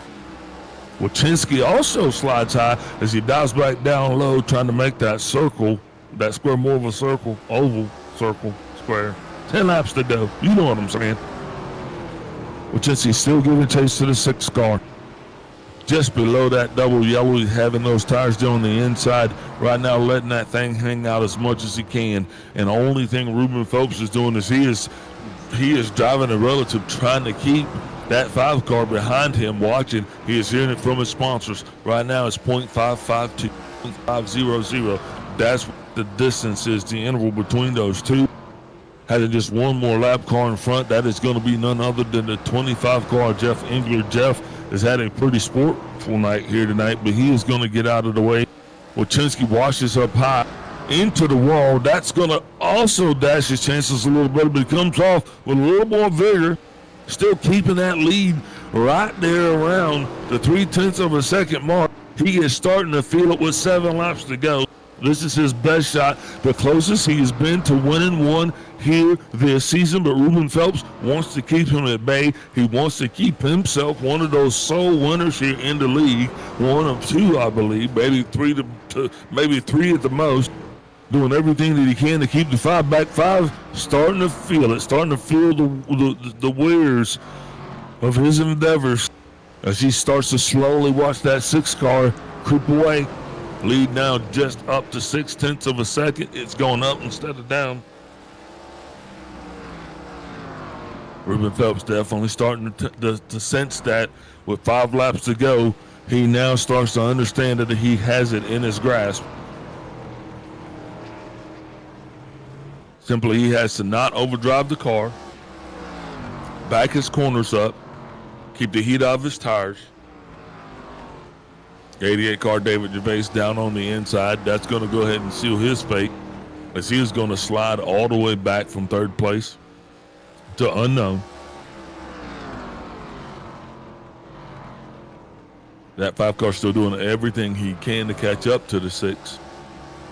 That lead, though, I mean, it's still at an unrelenting 0.550. It's like every time with 2 laps to go, just not able to close it up. With nothing appearing on the racetrack, it appears that this one's going to be over here in 2.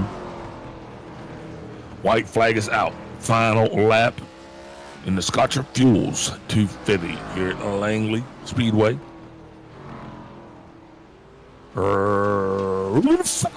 Brings it home as your race winner here tonight in the Scotcher Fuels 250. Greg Wojcinski comes home in 2nd. Matty Raymond's going to be in 3rd. Unofficially, Kenny Powell being 4th. Jeff Engler 5th. Paul Olsen 6th. 7th place, David Gervais. 8th place, Tristan Koch. 9th place, Devin Baker. Chaz Justice rounds out your top 10. You're going to have Chris Severa, Austin Hurley, Jerry Walters, and Matt Brith rounding out this 14-car field here as we go back and watch that 6 car burn them down. And he has a lot to celebrate, ladies and gentlemen, as this was no easy feat. 250 laps at Langley. Wow. Way to go, Ruben Phelps. This Budweiser's for you. Well, you can have this can of Scotcher Fuels.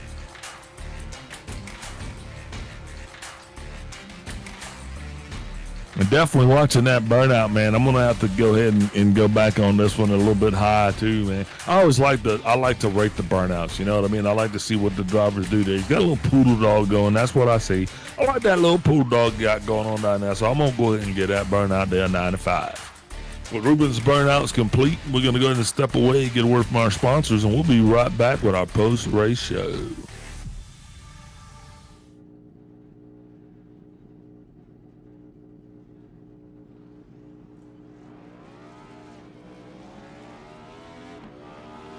Here at TWRS, we're always here to help our squad when they need a little push in the right direction.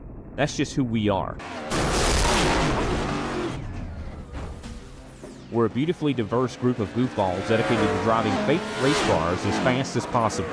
And we continue to push each other to the front using the power of nonsense. We have one of the strongest NASCAR programs on the service, and you can access it all for $24.99 a month. And we just released individual subscriptions for $14.99 a month for each NASCAR vehicle. We also just added a Rallycross program, and our IndyCar program is taking off as well. So come join the weird side. We have speed and cookies. Cookies are not included in some locations.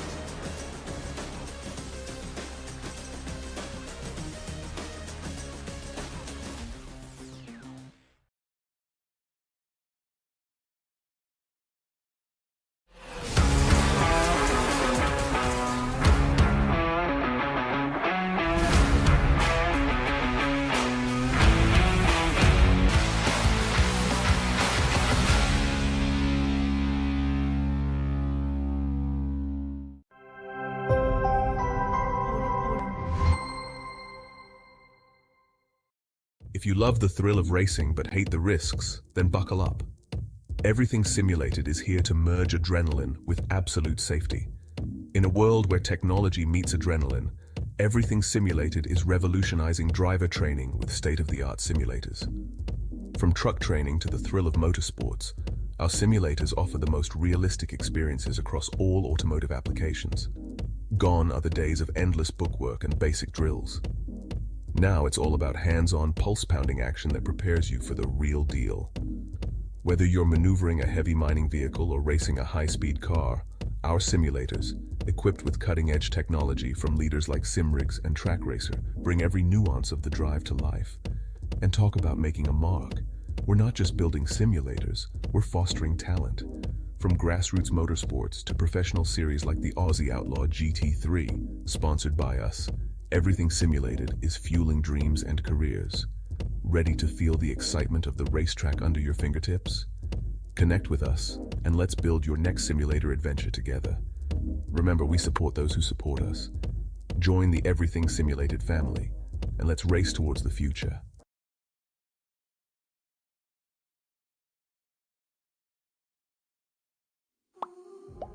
And we are back with tonight's post-race coverage of the Scorcher Fuels 250 here at Langley Speedway. I'm your host, Big Al, and I'm now joined in the booth by none other than our third-place finisher, Matty Raymond. Matty Raymond, Big Al, you got me. Hey, buddy, how are you, man? Hey, buddy, I'm doing pretty good. Good day, mate. I tell you, you are definitely our biggest mover here tonight at starting this thing all the way back in 11th place in battle, and what definitely was a heavyweight fight to get this thing home for you on the podium in third. Yeah, we did have to work for it a bit tonight. We got turned around at one point and had a couple of times we had to come back from the back of the pack again. So, no, it was good fun though. It was good racing, and yeah, I had a bit of fun. But yeah, it wasn't easy though. I had nothing for Ruby or Greg. No, those guys just set sail and away they went, sort of thing. But no, it was good fun. I'm pretty happy. We kept the car fairly balanced over the long run, and once we got the yellows out of the way, it was good fun. Yeah, good fun. Yeah, it's fairly short track, fairly flat track. Are you used to running this type of track and configuration? How does this fit in your wheelhouse? Is this one of your strong suits, you think, or are you more of a mile and a half or super speedway guy? I wouldn't say short tracks are my strong suit. I do like them a lot, but I've just never really been quick around them. I tend to do well on the old stuff like the Darlingtons, and do all right around Martinsville sometimes and stuff like that, but yeah, typically my 1.5s or plate tracks I do really well at for some reason. And shorties I've never been, it's super good results wise, but I've always liked them. Like, they're really enjoyable to race these sorts of tracks because you're on the wheel the whole time and you got to really drive them off the throttle and brake a lot. So yeah, it makes it challenging but rewarding. Well, your reward is a podium finish here tonight. Congratulations for bringing it home, P3. Who are you shouting out here tonight for your success in the Scorcher Fuels 250? All the boys at SRM, of course. Everyone puts in a great deal of effort, that no one really sees. Like doing practices and building sets and all that. And you guys are putting the stream on, of course. And our usual sponsor list, we've got Brenton down at Scotcher Race Fuels.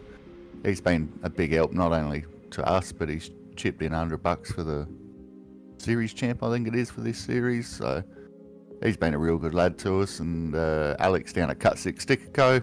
We got Ray down at Moondog, and a couple of charities, Tourette Syndrome Australia and Alopecia Foundation. Well, that is awesome. Thank you very much for your contributions, as well as your shout outs and your podium finish. Good luck to you tonight, sir. And as I always say, don't party too hard. Come on now, I'll see you there, bud. Roger that, ladies and gentlemen. That was Mr. Matty Raymond in the 83 car, your third place finisher here tonight. And next up in the booth, none other than the one and only Mr. Greg Wachinski. Greg Wachinski, Big Al, you got me. Hey, what's going on, Big Al? Hey, man, you started this thing a lot worse than you finished it. Starting this thing back in fourth place. Looks like you guys unloaded a Scorcher off of the hauler and you had something to prove. Battling for most of the night for top 3 positions, bringing home P2. I mean, how you feeling? Are you excited about that, or are you feeling subpar? I mean, I'm pleased with it. I'll take it. It was a good race. Ruben and Chris were just faster than me most of the race. They just had a little bit more pace. I mean, even Ruben had even older tires than me, and I still couldn't get to him. So, I'm pleased. It was a good race. What about tires? Were tires something that you thought were going to come into play here? I don't know if you actually had a chance to get practice in with long green flag runs, but were tires an issue for you guys at all at any point in the night? I mean, I didn't I didn't get a chance to practice this track at all. I practiced 30 minutes before the race, so I didn't really get a chance to do any like long runs or anything. But I didn't really know. I mean, we pit, like after 50 laps we pit, and then I think it was another 50 lap run, and I pit again, and that was it. I even said at that point, I was like, I'm not going to pit anymore. It just didn't seem like the tires really mean that much. So it was just just trying to keep up with Ruben and Chris. That's all I could try to do. Yeah, definitely. You had the newest tires though on the podium at 149 laps. So yeah, I guess that does prove that tires did not matter as much. And surprisingly, you didn't get a lot of practice, but it definitely looked like you put a lot of laps in tonight. So I guess you're a dead ringer. I asked you the same question I asked Matty Raymond there. How does the short track kind of stack up on your list? Is it high or is it low? You're a mile and a half or a super speedway or short track guy? I mean, I like short tracks. My favorite track is Dover. So man, I don't have a problem with short tracks. I like having to use the brake and the gas and all that stuff is fun. I mean, it's real racing. Roger that. It was real fun watching you guys down there tonight, Greg. Congratulations again on your second place finish. Who are you going to shout out tonight for coming in there, P2 on the podium? Yeah, shout out you, of course, you and Kobe for putting everything on ARCA Spark series. It's a great series. Shout out to Maddie and Ruben with a nice podium. Ruben with the win. My teammates, G&G teammates, and of course HendrickCars.com. That's on my car. Roger that. Thank you very much, sir. Congratulations again. As I always say, don't party too hard, and we'll see you back here next week as well. Adios. Ladies and gentlemen, that was Greg Wachinski, your second place finisher. And before I called the leader in, I've been remiss there. This race was for dough. It appears that there is actually going to be money put up. There's a $10 pot put up by our producer Kobe Jordan, and I'm going to go ahead and match that. So that's going to be $20 there rewarded to Ruben Phelps, our winner here tonight. Congratulations to you, sir, for getting it done and getting you a little bit of smack there to go in your pocket for, as well as the smack that you may talk. How you feeling tonight, Ruben? No, cheers for that. But it shouldn't have really been me that got the victory there. It was Chris having other commitments there, which sort of takes it away a little bit. But nevertheless, it was a good race, fun race. But yeah, those tyres, just especially those last 20 laps, the front end had really nothing left because of that. That 25 laps difference on their tyres compared to my tyres. It just sort of was that little bit more, but other than that, yeah, it was fun. So tires were an issue there, because we were actually wondering that exact thing, and so you actually went out, and I think on your last stint, well, I know you had 214 laps there, so you said towards the end you could actually start to feel the difference? Oh, definitely. Like I said, that last 25 laps were pretty much, the killer of those. They were done. So, but I think I might have been overdriving a little bit, but as you do. But either way, it was clean sailing when Chris disappeared, and you just sort of, if you got the trap position, you just got to sit there, and you got to get the other person to close up, and then. The short track racing, you can sort of give you the bumper and hope that, you either lose it or the leader ends up moving up into the middle of the racetrack and you get a run. But other than that, it's hard to pass. So you just got to do what you got to do. Yeah, like you said, it's short track racing. Something you did say at the beginning of the interview, you kind of said that, you weren't the real winner or whatever. One thing that I say, sir, is we run every lap for a reason, because it is a true race, and you have to run them all. You ran them all. You did it in the quickest amount of time, and it wasn't easy. You had Chris Rivera literally breathing them down your neck for the first stint, and then you had Greg Wachinski, who came out of nowhere and was draping you like a veil on the second half. So kudos to you for actually being able to continue and run your own pace through that race. Well, exactly. That's the thing. First, to finish first you must finish. You know how it all works. But but either way, like pace-wise, I mean, I was fine. It just wasn't quite there tonight compared to all the other weeks so far. But either way, it's you got the trophy at the end of it, or I should say the money in this sense. But other than that, the race is another one down, many to go. Hey, man, brother, congratulations again for bringing it home, not just for points here in the Squatra Fuels ARCA Spark Series, but actually bringing it home for the big bucks. Who's shouting out tonight for your first place finish overall, Mr. Phelps? Of course, SRM Australia, Matty Ray, who is obviously a teammate, so we're doing good. Of course, our sponsors are Scotch's Race Fuels, Cut 6 Sticker Co., Moondog, and our two charities of Australia Alopecia and Tears Treats Australia. Ladies and gentlemen, Mr. Ruben Phelps, your winner here tonight. Thank you very much for your time, sir, and congratulations again. Yeah, thank you. That's going to conclude our service here for you tonight. Want to thank everybody for tuning in. Also thank Mr. James Watson for stepping in the booth with us, Kobe Jordan, for everything that you do for us, producing behind the scenes as well as keeping it all together. I'm your host, Big Al. God bless you, Godspeed, and good night.